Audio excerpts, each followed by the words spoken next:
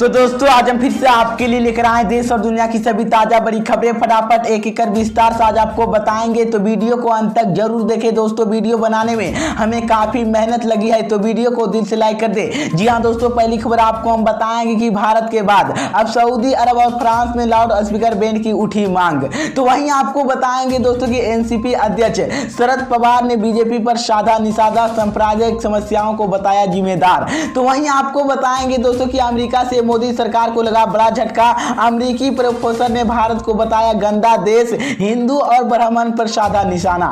तो वहीं आपको बताएंगे दोस्तों कि देश भर में हिंसा और विवाद के बीच कांग्रेस नेता रशीद अलवी ने लाउड स्पीकर पर रोक लगाने की है मांग। तो वहीं आपको बताएंगे दोस्तों कि सपा नेता आजम खान को मिली बड़ी राहत। जौहर यूनिवर्सिटी जमीन मामले में हाईकोर्ट ने आदेश पर लगाई रोक। तो दोस्तों सभी खबरों की जानकारी एक एक कर विस्तार से बताएंगे दोस्तों। इससे पहले कि एक छोटी सी रिक्वेस्ट करेंगे दोस्तों, अगर आपको भी लगता है कि देश में होने वाले तमाम चुनाव ईवीएम से ना होकर बैलेट पेपर से होना चाहिए, अगर आप भी इस बात का समर्थन करते हैं तो आप इस वीडियो को लाइक करके चैनल को सब्सक्राइब जरूर कर लीजिए और साथ में बेल आइकन भी प्रेस कर लीजिए और वीडियो को ज्यादा से ज्यादा शेयर कीजिए।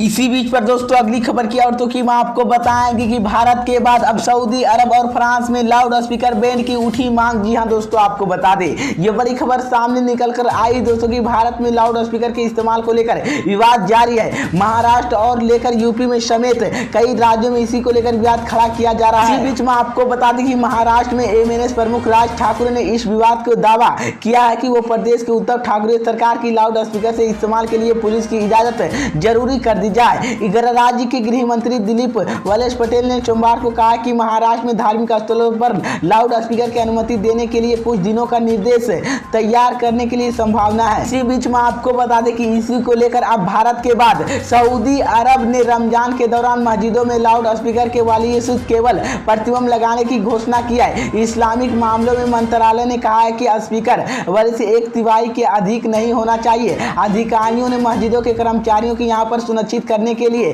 कहा गया था, उन पर परिवर्तनों की पालन करके प्रार्थना के लिए पहली और दूसरी इंकाम कॉल के लिए पहली लाउड स्पीकर से उपयोग समिति करते हुए पवित्र महीने में के दौरान अतिरिक्त प्रार्थना के लिए लाउड स्पीकर का उपयोग नहीं किया जा सकता। इसी बीच तो ये बड़ी अपडेट आई दोस्तों। इसी बीच पर दोस्तों अगली खबर की औरतों की मैं आपको बताएंगे कि एनसीपी अध्यक्ष शरद पवार ने बीजेपी पर साधा निशाना, सांप्रदायिक समस्याओं को बताया बीजेपी को जिम्मेदार। जी हाँ दोस्तों, आपको बताते ये बड़ी खबर सामने निकल कर आई दोस्तों की राष्ट्रवादी कांग्रेस पार्टी एनसीपी के अध्यक्ष शरद पवार ने देश के कुछ हिस्सों में बढ़ते सांप्रदायिक के तनाव चिंता का व्यक्त करते हुए सोमवार को कहा कि बीजेपी और इसके कुछ संगठनों का एकमात्र उद्देश्य भारत के सांप्रदायिक समस्याओं का पैदा करने की। उन्होंने कहा कि एनसीपी की योजना 2023 की कर्नाटक विधानसभा चुनाव के दौरान समिति संख्या की सीट चुनाव लड़ने के लिए विशेष रूप से उत्तरी कर्नाटक क्षेत्र में और इस संबंध में राज्य में धर्मनिरपेक्ष दलों के साथ चर्चा करेगी ताकि धर्मनिरपेक्ष वोट की सुनिश्चित हो सके और यहाँ पर विभाजित ना हो। इसी बीच में आपको बता दें कि शरद पवार ने संस्थाओं को कहा कि आज की स्थिति में भारत के कुछ हिस्सों में स्थिति काफी गंभीर के उदाहरण के लिए हमने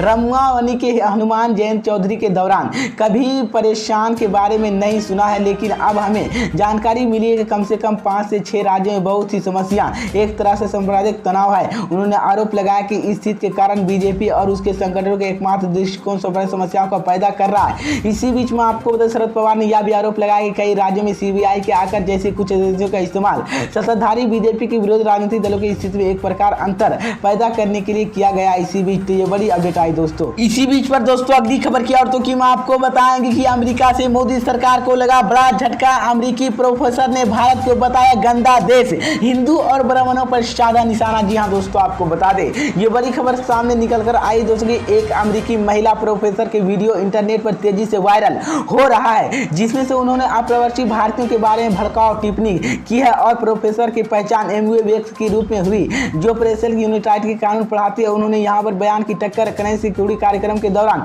टीवी पर दिया गया। प्रोफेसर ने टैक्स के लिए टोर्च के लोगों के खिलाफ भड़काऊ भाषण देने की अमेरिका की आलोचना है। इसी बीच में आपको बता दें कि वेक्स ने एक राजनीतिक टिप्पणी कर टक्कर ब्रेसेट के लिए कहा कि पश्चिमी देशों से लोगों के योगदान के लिए पश्चिमी लोगों के खिलाफ और गौर पश्चिमी के लोगों की नाराजगी की शर्म से बताया जा रहा है कि वास्तव के आसानी के वेक्स के दक्षिण एशिया के भारत डॉक्टर की आलोचना की है। उन्होंने कहा कि मैं आपको बता दें कि समस्याओं पर उन्होंने सिखाया जाता है कि हर किसी को बेहतर, क्योंकि यहाँ पर ब्राह्मण और फिर से उनका देश गंदा हो रहा है। इससे पहले मैं आपको क्रोधित महसूस करते करते हुए वहां पर भारत को गंदा देश बचा। इसी बीच तो ये बड़ी अपडेट आई दोस्तों, जिसके बाद मोदी की मुश्किलें बढ़ गई है। इसी बीच पर दोस्तों अगली खबर की औरतों की मैं आपको बताएंगे कि देश भर में हिंसा और विवाद के बीच कांग्रेस नेता रशीद अलवी ने लाउड स्पीकर पर रोक लगाने की है मांग। जी हाँ दोस्तों, आपको बता दें ये बड़ी खबर सामने निकल कर आई दोस्तों कि देश में लाउड स्पीकर पर छिड़े घमासान के बीच कांग्रेस नेता रशीद अलवी ने बयान दिया है। उन्होंने लाउड स्पीकर पर पाबंदी की मांग की है। रशीद अलवी ने कहा कि अगर झगड़े का कारण लाउड स्पीकर है तो उन्हें तमाम जगहों से इसके बंद करने देना चाहिए। कांग्रेस नेता ने कहा कि पिछले 8 सालों में देश के लोगों के बीच झगड़े हो रहे हैं, लाउड स्पीकर पाबंदी लगा देनी चाहिए। अगर झगड़े का कारण लाउड स्पीकर ही है तो तमाम जगहों पर इसके बंद करने का देना चाहिए। रशीद अलवी ने आगे कहा कि विकास के काम सिर्फ जुबान पर इसी देश की नफरत की आंधी जिसके लिए बीजेपी के अध्यक्ष जेपी नड्डा स्वयं जिम्मेदार है। इसी बीच में आपको बता दें कि रशीद अलवी ने कहा इससे पहले दिल्ली के जहांगीरपुर हिंसा पर भी प्रतिक्रिया दी है। उन्होंने कहा कि देश के माहौल बहुत खराब है, देश के कई हिस्सों पर इसी तरह से घटनाएं आ रही है, लेकिन सरकार के माध्यम से हुआ। उन्होंने कहा कि अगर प्रशासन चाहता है तो ऐसा नहीं होता है। जहांगीरपुर जो हिंसा वो जानबूझकर कराया गया है। और इसी बीच में आपको यह बड़ा फैसला लिया गया कि लाउड स्पीकर विवाद के बीच यूपी सरकार ने कहा कि अब तक यूपी बिना अनुमति जुलूस के धार्मिक यात्रा पर निकालने पर रोक लगा दी गई है। इसी बीच तो ये बड़ी अपडेट आई दोस्तों। इसी बीच पर दोस्तों अगली खबर की औरतों की मैं आपको बताएंगे कि सपा नेता आजम खान को मिली बड़ी राहत। जौहर यूनिवर्सिटी जमीन मामले में हाईकोर्ट ने आदेश पर लगाई रोक। जी हाँ दोस्तों, आपको बता दें ये बड़ी खबर सामने निकल कर आई दोस्तों कि समाजवादी पार्टी के नेता आजम खान से जुड़े मौलाना मोहम्मद अली जौहर ट्रेस्ट की बड़ी राहत मिली है। विश्वविद्यालय बनाने के लिए अधिकृत जमीन सरकार की लौटाने के इलाहाबाद हाईकोर्ट ने आदेश पर सुप्रीम कोर्ट को रोक लगा दी है। अगस्त में अगुवाई हो गया और कर्नाटक 2.1 करोड़ छोड़ गए, बाकी 4.50 एकड़ ज्यादा से जमीन पर सरकार के नियंत्रण का आदेश दिया है। दरअसल मैं आपको बता दें कि हाईकोर्ट ने पूर्व कैबिनेट मंत्री आजम खान के खिलाफ फैसले दिया था, जिसमें से मौलाना मोहम्मद अली जौहर ट्रेस्ट की रामपुर द्वारा अतिग्रस्त 12.50 एकड़ जमीन के अतिरिक्त जमीन के राज्य में निषेध करने की वित्त के आदेश सही करार दिया गया है। इसी बीच में आपको बता दें कि आजम खान के वर्तमान में समाजवादी पार्टी उत्तर प्रदेश की रामपुर विधानसभा सीट से विधायक है। उन्होंने इसी सीट पर बीजेपी के आकाश सक्सेना हराया था। वहीं पर आजम खान के बेटे अब्दुल्ला आजम खान भी इस पर सवार सीट पर जीती थी। आजम खान ने उनके बेटे दोनों सपा रालोद की गठबंधन के प्रत्याशी से। इसी बीच तो ये बड़ी अपडेट आई दोस्तों।